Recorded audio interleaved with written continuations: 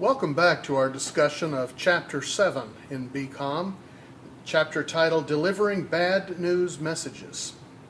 Once again, I suggest that you do not assume this lecture will cover everything you need to know from the textbook that might be covered on the exam.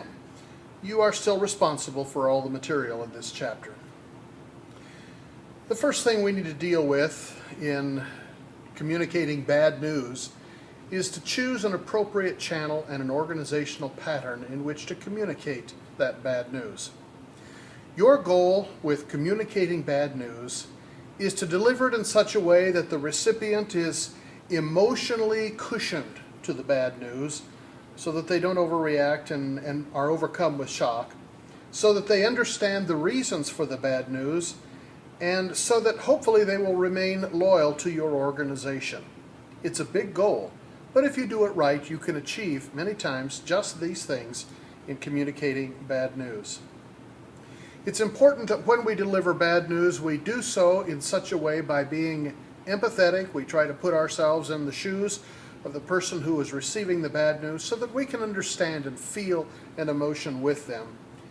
Not only being empathetic, but being tactful and very careful about what we say and how we say it. And then being very logical in our explanation of what's happened and why it's happened and how we will try to rectify the situation as much as is within our power. We need to be very careful and select a channel of communication and a medium that will be understood and appreciated by the receiver of this information. Obviously, personal delivery is important if the news is very bad. You could deliver by telephone, you could deliver by a letter or electronic email, but most of the time, to receive really very bad news, a personal face-to-face delivery is the best. Of course, there are times when the news is not so emotional or shocking that it could be delivered in other non-personal ways, but this is a choice you have to make as the communicator. And it's also important when communicating bad news that we use the inductive approach. Now, we studied in Chapter 4 both the deductive and the inductive approaches, and let me remind you just very briefly what the inductive method is. We take again our example of the funnel. If you take the large end of the funnel and then watch it drop down into a small end, this is the inductive method. With the large opening, you put in your multiple ideas, your multiple reasons, the facts, and all the issues you have that lead you to the final conclusion or statement of the bad news itself. So with the open end, the large end of the funnel, we put all of our ideas, and then toward the end of the communication, we come up with our conclusion or the bad news. So it's important that we explain the reasons before stating the bad news. The reasons for this are that the reader will find it much easier to accept a reason or data or an explanation before they have to manage the bad news itself. It's just easier to process the details before you get to the shocking statement of the bad news. Another reason we use the inductive approach is because the reader may be able to intuit the bad news while the reasons are being given. As you give the reasons and the explanation, many times the reader will add these up in his or her mind and be able to conclude the bad news before you state it. And this will help to shock or to cushion the shock for them. Figure 7-1 in your textbook illustrates both walking Plato's dog and the inductive pattern, and I invite you to reference that if you would. There are exceptions to the inductive approach and reasons why you would not use this particular pattern for communicating bad news. The first would be that if you've already refused a first time a customer for a particular request, it may be that the second time you don't need to follow this strategy again and just come right out with the bad news. Secondly, it may be that your purpose is to shock the reader, and by bringing up the bad news first, you certainly would shock the reader. Third, you have a close relationship to the reader, and you don't need to cushion this bad news for them. They understand you, they understand the circumstances, and they would be very accepting of the bad news first. And then there are other reasons in the textbook that I invite you to look at. Now let's talk about developing a bad news message. And once again, I refer you to Figure 7.1 just for a structure, again, of the bad news message. The first step is to prepare an introductory paragraph or sentence. Usually this introductory section is written for three particular objectives. The first is to provide an opening statement of neutral position, a buffer statement, as it were, something that is neither positive nor negative, but simply begins the discussion. We call it a neutral position or a buffer statement. Secondly, state the purpose without stating the bad news. By doing so, then you're able to begin to direct the reader's attention toward the topic without blurting out the bad news and making them recognize this is not good for them. Third, the introductory paragraph is a transition into the reasons of the data and the explanation of the bad news. And usually it's an easier way to begin to introduce the reader to your topic. Once you've written the introductory paragraph or sentence, then you want to begin presenting the facts or the analysis or the reasons that made you conclude the bad news and the reason to communicate it. It's just something about human nature that when people receive bad news, they want to know why. Why did this happen to me? Why is this happening now? People want to know why. And if we can begin the bad news by explaining to them the reasons, then we're beginning to deal with human nature as it is and to help people to cope with their response to bad news. Our facts, our analysis, and our reasons should be brief, tactful, and logical. They should be briefly stated. That the paragraph of explanation and reasons should not be long. It should be tactful, using good language and appropriate language, and it should be logical so that the reader doesn't ask a lot of questions, doesn't raise a lot of questions within the mind of the reader. Thirdly, we want to avoid using the term company policy. It's company policy that we have to give you this bad news. And that just begins to take away the loyalty that we want to develop within customers. Don't refer to it as company policy, but give valid reasons for what's happening and the reason for the bad news. Then we want to write the bad news statement. It's necessary for us to position this statement strategically. Obviously, with the inductive method, we place the statement later in the message after the reasons have been given and stated.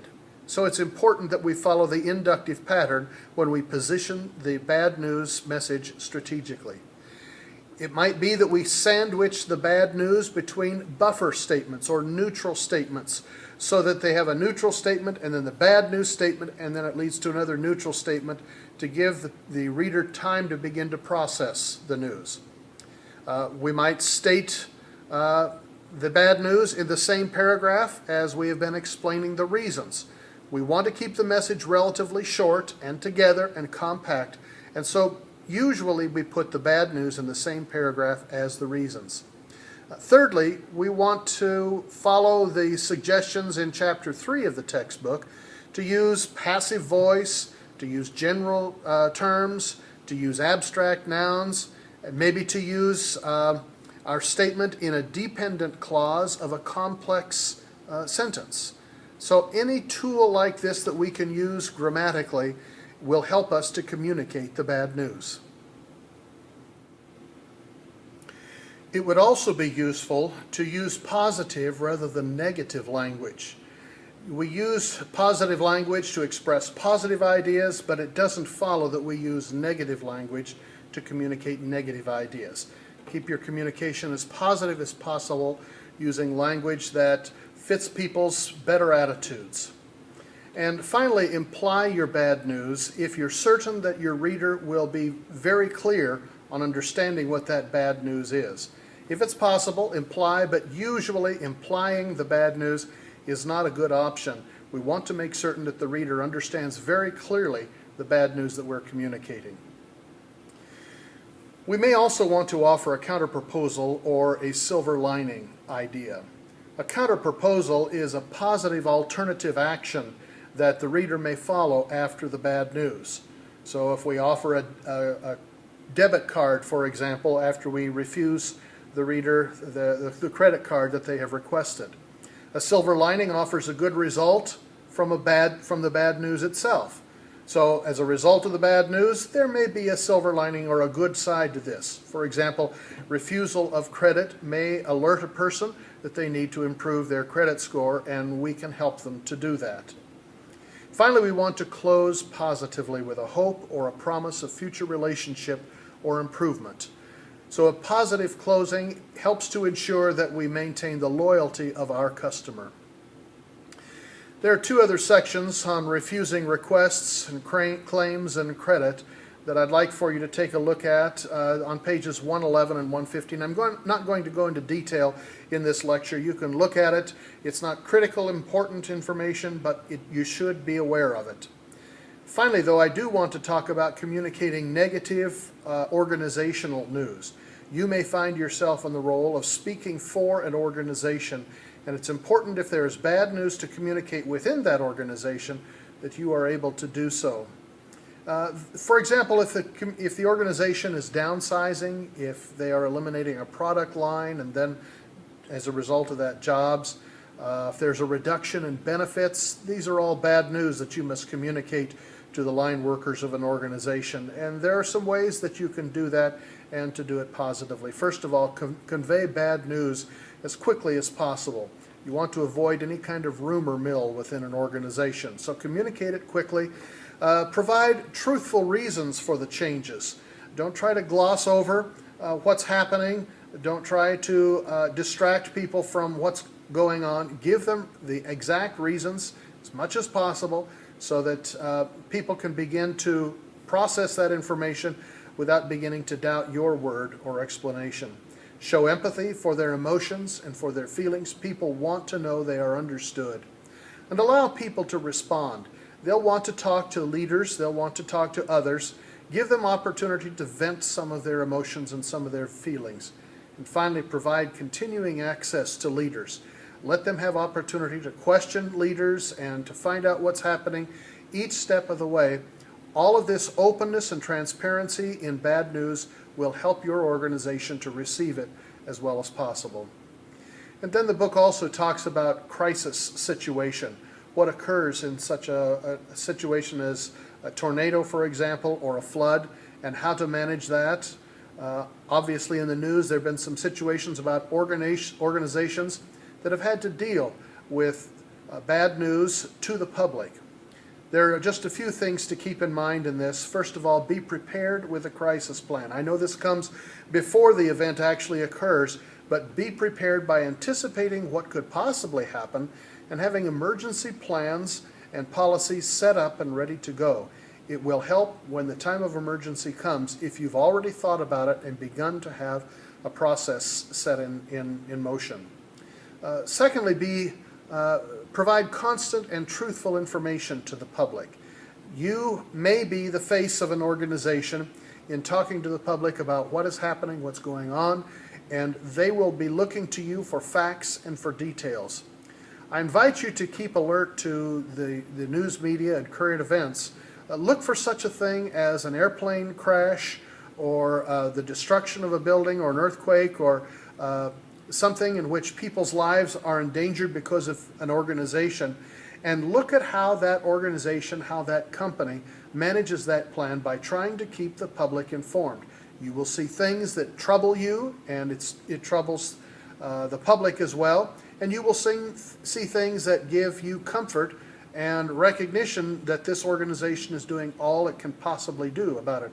I think particularly of the Johnson & Johnson Tylenol scare that occurred some years ago, and not too long ago, the medical compounding company back east that created the steroid that was injected into people's backs and has created actually many deaths in the country, and how they have managed that, how they have dealt with that. Begin to watch current events for how organizations deal with their crisis. And finally, if you are in the middle of a crisis like that and communicating with the public, be sensitive, be tactful, and be humble.